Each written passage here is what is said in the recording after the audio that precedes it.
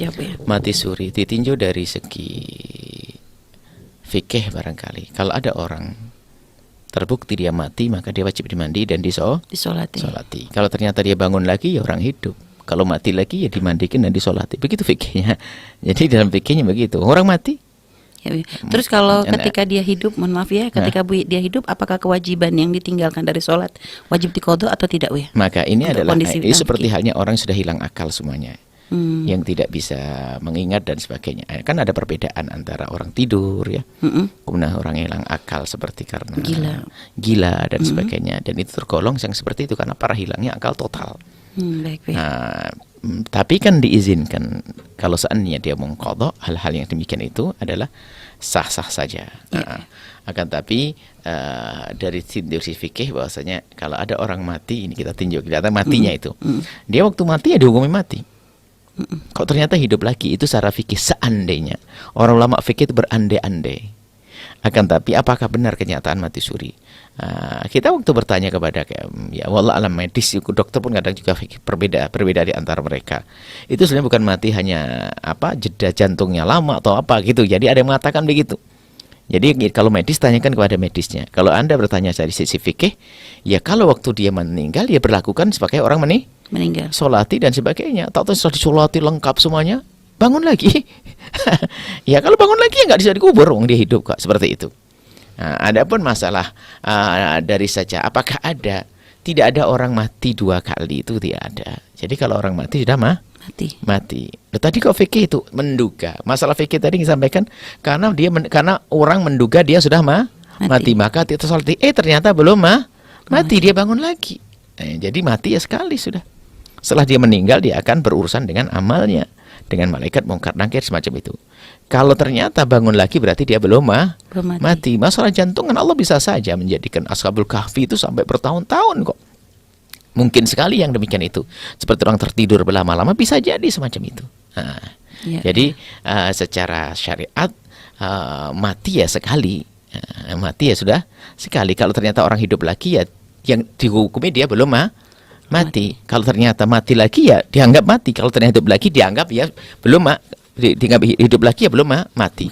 Matinya sekali, nanti lalu berurusan dengan nanti baru ada kebangkitan lagi nanti setelah ditiupkan trompet nanti akan bangkit lagi seperti itu. Baik Bu ya, tapi kan kadang sering kita mendengar kisahnya tuh nggak berhenti di situ Bu ya. Artinya nggak ada sekedar mati terus hidup tuh enggak. Tapi nanti kadang di situ ada kelanjutan Bu ya, karena memang kadang hidup ketika masih sebelum prosesi pemakaman. Ada yang katanya Bu ya pernah sudah dikuburkan bahkan sampai berhari-hari, tiba-tiba ternyata hidup lagi gitu Bu ya. Sehingga akhirnya di situ menceritakan pengalaman dia ketika dia mati, yang dikatakan dia bertemu malaikat dan sebagainya. Hal-hal seperti itu bagaimana? Syariat sudah jelas, nggak ada yang demikian itu. Kalau belum mati akan ada malaikat Bu ya? Nggak ada, malaikat memang bisa dibohongi itu. Dia perintah dari Allah yang menjalankan itu semuanya. Nggak ada yang demikian itu. Bagaimana? Kalau orang cerita memang malaikat salah, aduh diralat ini, nggak ada tuh. Ya sudah, kalau mati urusan dengan berarti itu belum mati dia. Apa nggak termasuk min babil mungkin karoma atau apa, itu nggak ada Bu ya? Kalau karoma ya orang soleh ada tanda-tandanya dan sebagainya. Tiba-tiba dia pejam sesaat melihat itu semuanya, bukan berarti dia mati juga. Jadi kalau sudah mati dia punya urusan dengan alam barzah, dan begitu ruang pramu kita. Alam dunia baru alam barzah, alam penantian menuju alam akhirat. Di sana akan menemukan seperti yang ditemui orang meninggal. Tidak ada bangun lagi. Itu kan kisah yang di cerita-cerita kisah-kisah kayaknya kisah Islami. Ada suatu ketika judulnya akhirnya aku percaya dengan siksa kubur. Ceritanya apa? Rupanya dia sembunyi di dalam kubur, rupanya malaikat datang. Ini kan malaikat dibohongi. Dia masuk dalam kubur, tertanya karena ketakutan, rupanya apa? Ditandangi oleh setelah itu keluar dari kubur, saya percaya kepada alam kubur. Dari mana bohong dia? Memang malaikat ketipu begitu, aneh. Tidak ada malaikat tertipu. Iya, ya. Dan kalau misal ya ada orang yang seperti itu menceritakan, apa kita katakan itu sebagai dusta. Kita menyakiti hati orang lain juga pelan-pelan lah, mungkin dia orang akalnya memang rendah, lemah dan sebagainya. Ya diingatkan bahasa nggak ada yang semacam itu dan tidak perlu ngomong semacam itu. Kalau bab karomah urusan dia dengan Allah, nggak usah pamer semacam itu. Jadi intinya tidak ada secara aturan agama bahwasanya kalau orang meninggal dunia dia akan berurusan dengan malaikat dan amalnya. Nggak ada istilahnya kemudian bangun lagi, tidak ada. Nah, kemudian ada babul karomah, tidak begitu bunyinya.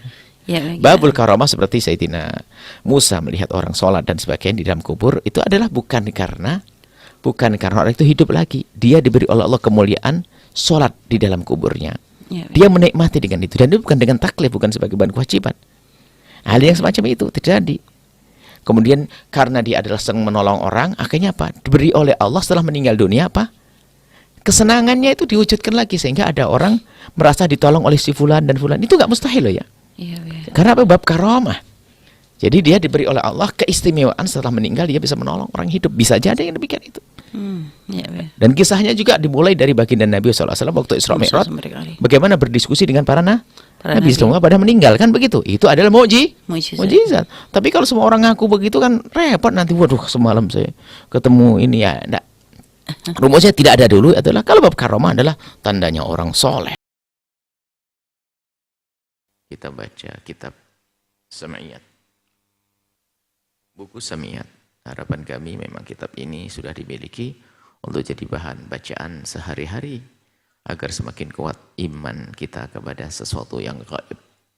Sam'iyat. Kita sudah sampai kepada bab yang kelima.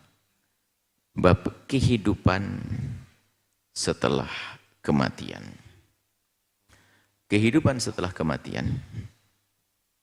Kita yakin bahwasanya ada kehidupan setelah kehidupan di dunia ini. Setelah hidup di dunia mati, dan ketahuilah sesungguhnya kita akan, kalau mati bukan berarti berakhir kisah kita, tapi ketahuilah bahwa dengan kematian kita akan masuki babak baru dalam kehidupan yang baru, yaitu kehidupan di alam barzah. Mengimani kehidupan setelah kematian. Kematian itu sendiri bukanlah hal yang gaib. Kalau bicara kematian bukan yang gaib, karena semua orang tahu itu mati. Kemarin hidup jalan-jalan mati di kubur, jelas. Bukan gaib. Karena kita dapat menyaksikan peristiwa terjadinya kematian. Akan tetapi yang disebut gaib di sini adalah semua yang terjadi setelah kematian tersebut, seperti alam barzakh, malaikat maut, pertanyaan kubur, dan nikmat atau azab kubur. Itu yang harus kita imani dan kita belum melihatnya. Maka disebut gaib. Kalau kematian semua lihat mati. Ayam mati, kucing mati, manusia mati, kita nggak perlu lagi. Ini nggak pakai dalil, nggak pakai apa. Kalau kematian nggak pakai dalil, nggak kelihatan mati kok. Semua orang mengatakan itu mati, maka perlu bukti lagi. Akan tapi adanya kehidupan setelah mati inilah yang perlu berita. Maka jangan berkhayal ngarang tentang kehidupan setelah kematian. Nggak boleh kita mengarang ada begini nggak ada. Harus ada berita. Berita yang benar yang menjadi sebab kita yakin. Kalau tidak ada berita, nggak boleh kita mengarang-arang kejadian setelah kematian. Adapun dari maksud dari mengimani kematian di sini adalah mengimani adanya kejadian-kejadian setelah kematian tersebut hingga hari kebangkitan di padang mahsyar. B. Kematian. Definisi kematian. Kematian adalah proses tercabutnya nyawa dari badan. Kematian adalah pintu pertama menuju alam akhirat yang dimulai dari alam barzah hingga terminal akhir, yaitu di saat ahli surga masuk ke surga dan ahli neraka masuk ke neraka. Ini harus kita imani. Dua dalil adanya kematian disebutkan dalam Al-Quran surat Al-Mulk, alladzi khalaqal mauta. Allah lah zat yang menciptakan kematian. Wal hayata, kehidupan. Liyabluwakum, untuk menguji kalian. Ayyukum ahsanu amalah. Siapa yang lebih bagus amalnya berdasarkan keyakinan akan adanya kejadian setelah kematian.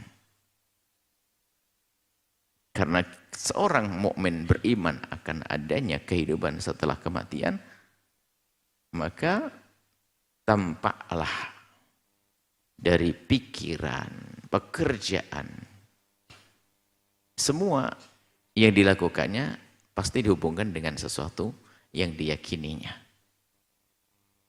Tapi kalau tidak punya keyakinan, maka nggak ada kebaikan-kebaikan yang dilakukan. Sekalipun itu kebaikan, ya kebaikan hanya untuk berbahasa basi sosial, berbahasa basi dengan sesama, karena tidak ada harapan untuk mendapatkan kebaikan setelah kehidupan di dunia ini.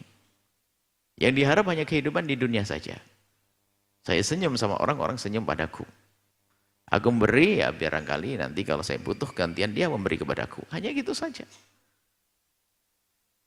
Bukan dibangun atas dasar keyakinan adanya kehidupan setelah kehidupan di dunia ini. Kemudian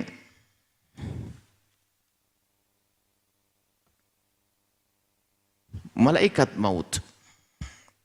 Malaikat maut adalah malaikat yang ditugaskan untuk mencabut nyawa.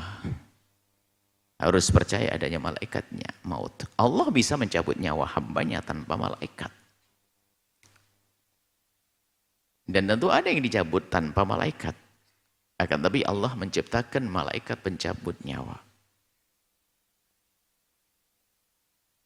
Untuk menunjukkan keagungan Allah.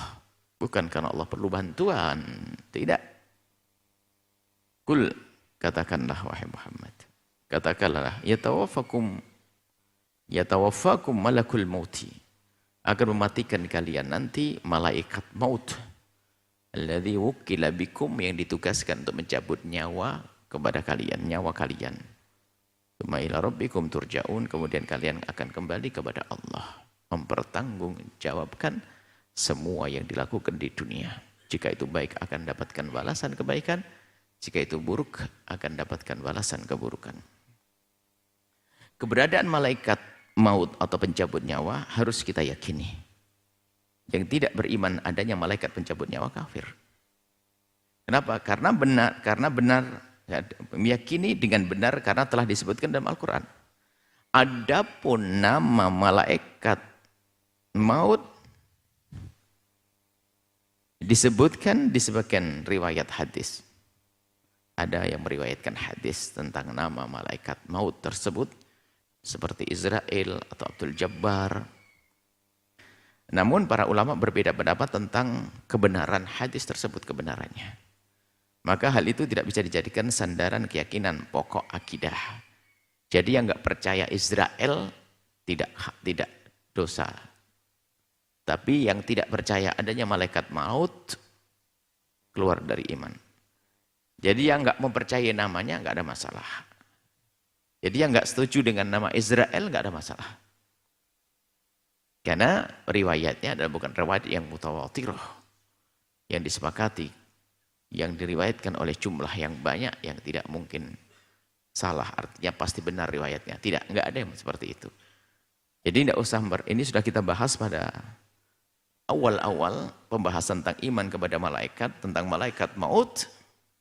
Pemberian nama Israel adalah boleh orang yang tidak mempercayai tentang nama Israel, tapi cukup menyebut nama malaikat maut, malaikat pencabut nyawa. Dan bagi yang beri nama Israel ada sandarannya, biarpun itu dianggap satu riwayat yang lemah, sekedar memberi nama, dan kalau dikembalikan pada artinya pun juga maknanya sah sebagai hamba Allah, maka pemberian nama saja itu sah. Yang jelas kalau menghadis itu adalah tidak benar, tidak boleh meyakini itu adalah dari Nabi SAW. Kalau hadis dhaif sekalipun ada aturan cara meyakininya. Kesimpulannya adalah malaikat maut wajib kita yakini, adapun namanya boleh orang berbeda pendapat. Sehingga tidak dianggap salah bagi yang mengingkari nama tersebut, asalkan tetap mengimani adanya malaikat maut atau malaikat pencabut nyawa. Sebab meyakini nama Israel atau Abdul Jabbar sebagai malaikat pencabut nyawa bukan termasuk usul akidah, bukan pokok akidah. Keterangan satu, meyakini nama malaikat maut bukan termasuk usul akidah. Meyakini nama, tentang namanya. Adapun keberadaan malaikat, kan sudah disebutkan pada pertemuan yang lalu, ada malaikat yang disebutkan namanya, disebutkan pekerjaannya, disebutkan sifatnya. Ada yang tidak disebutkan namanya, disebut sifatnya dan pekerjaannya. Ada yang disebutkan sifatnya saja, ada yang disebutkan pekerjaannya saja. Malaikat-malaikat yang kita jejer sampai berapa puluh malaikat. Begitu juga perbedaan pendapat tentang hakikat malaikat tersebut, apakah hanya satu malaikat? Malaikat maut itu apakah satu atau banyak? Atau satu malaikat yang membawai malaikat-malaikat lain untuk mencabut nyawa seluruh makhluk yang bernyawa? Itu semuanya mungkin. Ada malaikat satu, di bawahnya ada malaikat-malaikat mencabut nyawa yang lainnya. Atau malaikatnya satu. Allah beri kemampuan malaikat tersebut untuk mencabut nyawanya orang yang di Amerika sama yang di Indonesia dalam waktu yang bersamaan. Bahkan ribuan orang di saat ada gempa atau tsunami atau segala macam dicabut bareng-bareng. Karena kuasa Allah. Artinya yang berbeda dalam hal ini tidak akan dikatakan keluar dari iman asalkan mereka sama-sama meyakini adanya malaikat Allah yang disebut malaikat maut atau malaikat pencabut nyawa. Baik, kemudian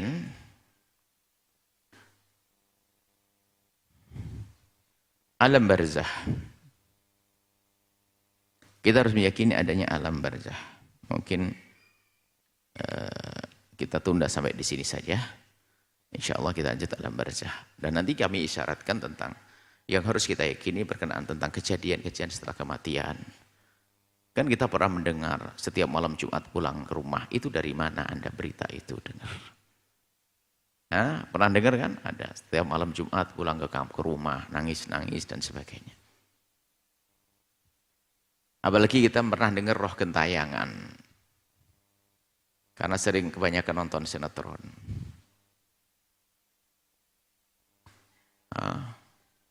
Rohnya masuk ke seseorang lalu menceritakan tentang siapa yang membunuh saya. Lalu kok aneh percaya begitu. Ini bagaimana ini rumus hidupnya ini. Rohnya masuk ke si fulan lalu bercerita. Kalau film khayal ya film khayal. Jangan masukkan di alam nyata. Atau mungkin ada seperti itu. Suatu ketika ada mungkin. Keyakinan-keyakinan sudah. Tidak ada. Jadi kalau orang sudah meninggal dunia, dia punya urusan dengan dirinya sendiri. Kalau dia orang baik, urusannya dengan karunia Allah nikmat di alam barzah. Kalau orang tidak baik, dia mendapatkan siksa. Ngapain jalan-jalan ke mall membalas dendam? Pakai baju merah.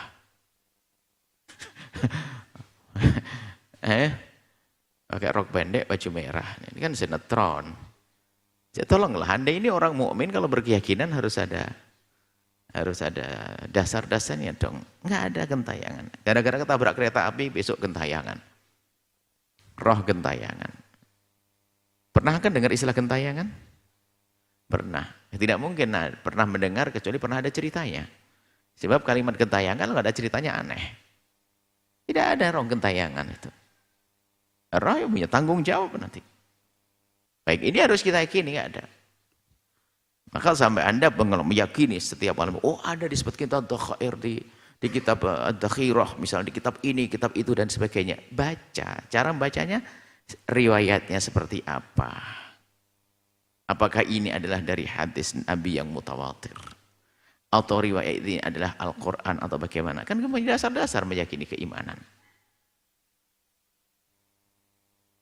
Jadi kalau bicara tentang keyakinan ilmiah betul. Dunia kasyaf nggak masuk dalam bab ini. Anda tidak wajib mempercayai kasyafnya seseorang. Mungkin seorang waliullah dia punya kasyaf melihat. Anda tidak wajib percaya kok. Tidak wajib kita mempercayai kasyafnya seseorang. Dan kita pun tidak wajib mempercayai berita. Jangankan kasar, berita nyata. Ada orang memberitahukan kepada Anda, oh di sana ada bis berhenti. Anda boleh percaya, boleh tidak kok. Yang tidak percaya tidak dosa. Tapi kalau sudah hadis mutawatir, hadis yang diriwayatkan oleh orang yang dalam jumlah banyak, marwahu jam'un an jam'in, la yumkinu tawatu'uhum 'alal kadhibi. Ya, ini kan hadis mutawatir. Beritanya benar, maknanya benar, enggak boleh berbeda. Loh, kita membangun keyakinan sudah jelas. Makanya Anda kalau belajar ilmu akidah itu ada rambu-rambunya. Ini di mukaddimah kitab ini kita hadirkan. Selesai insya Allah. Ini masalah setelah kematian. Sebab di balik ini banyak cerita aneh-aneh nanti. Ada yang berubah jadi kera. Karena dia punya pesugihan. Tolong cari mbahmu di mana? Ah, ini, kalau nanti kalau ada kera menghadap kepadamu itu mbahmu. Ini bagaimana ini rumus imannya itu gimana? Kok percaya dengan seperti itu? Masa mbahnya jadi kera gara-gara dia punya pesu? Ini kalau pesugihan dia menyekutukan Allah, enak-enak makan. Jadi kera enak banget dia makan timun, keliling, beranak pinak lagi.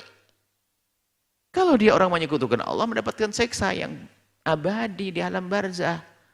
Kok berubah jadi kera keliling? Ini mohon maaf ini terlepas dengan akidah agama lain. Karena kita tidak meyakini adanya seperti yang ada di agama lain, mungkin istilah inkarnasi itu adalah wilayah ranah agama mereka, bukan agama kita. Kita bicara dalam agama Islam. Islam semua yang meninggal ini kan kita bawa tanggung jawabnya nanti. Pertanyaan malaikat, mungkar nakir, kemudian nikmat kubur dan seterusnya. Hingga Anda tidur, Anda menanti dengan nikmat Allah sampai nanti bangkitnya hari kiamat. Insya Allah rentetannya. Ini kita bercerita nih. Ini seperti film kehidupan kita dari kita mulai sebelum lahir, meninggal sampai nanti Anda masuk surga. Makanya kami berharap buku ini dimiliki untuk membaca perjalanan kita nanti. Dan memang kita tulis, kita pisahkan beriman kepada yang gaib dalam buku yang berbeda. Dan ini akan berkembang buku ini. Karena tentu akan kita perlebar lagi dengan kejadian-kejadian yang disebutkan dalam Al-Quran dan juga dari hadis Nabi. Setelah Anda menyaksikan video ini, jangan lupa berselawat kepada baginda Nabi Muhammad sallallahu alaihi wa alihi wa sahbihi wasallam.